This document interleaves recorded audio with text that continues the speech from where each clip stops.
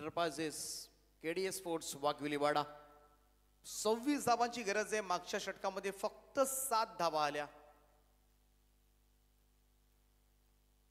त्यामुळे विघ्नेश पाटीलने 2 षटकं टाकली, 24 धावा दिल्या।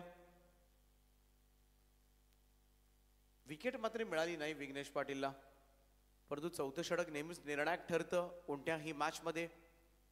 एक दिशादर्शक आपण म्हणतो ना षटक, ते षटक मात्र विघ्नेशने टाकलं। बंटी ठाकूर येत आहेत राऊंड स्टंप्सनं, हा बॉल खोलवर टप्प्याचा होता, ड्राईव्ह करण्याचा प्रयत्न, मिडऑन कडून बॉल लॉंग ऑन कडे जात असताना कोणतीही धाव घेण्याचा प्रयत्न मात्र केलेला नाहीये तो हरदेव तांडेलनं। 2 षटकार आतापर्यंत हरदेव तांडेलच्या बॅटमधून आपल्याला पाहायला मिळालेत। हो, यावेळेस लो फुल टॉस बॉल होता, चेंडू सरळ जाऊन शरीरावर आदळलाय।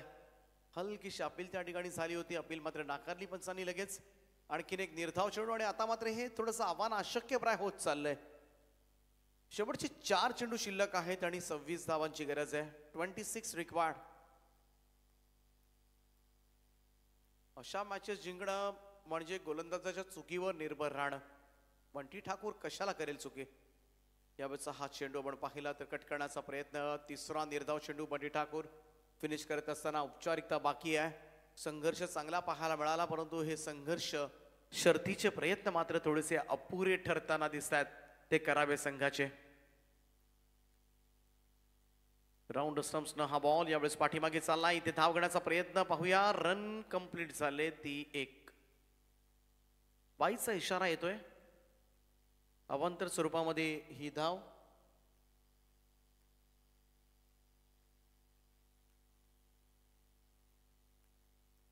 खडे खडे स्ट्रोक कन्वर्ट करण्याचा प्रयत्न, आणखीन एक डॉट बॉल।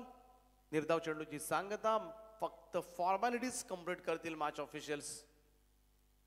एकही धाव आलेली नाही या षटकामध्ये, मेडन ओव्हर टाकण्याच्या तयारीमध्ये आहे तो बंटी ठाकूर। निर्धाव षटक इथून मात्र हाताळलं जाणार का? हा फटका बॅकफुटला जाऊन पूल केलाय आणि विकेट, निर्धाव षटक।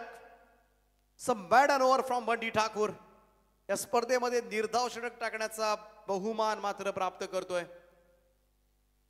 हे दुसरं निर्धाव षटक।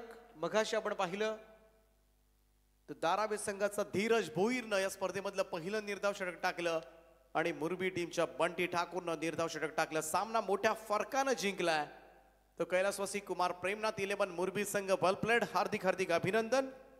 तर हार्ड लक टीम करावे, शुभेच्छा देऊया आपण पुढच्या स्पर्धांसाठी। आपण या स्पर्धेमध्ये समाविष्ट झालात, आपला खेळ दाखवलात आणि त्याबद्दल आपला मी मनापासून आभार व्यक्त करतोय। पुढच्या स्पर्धा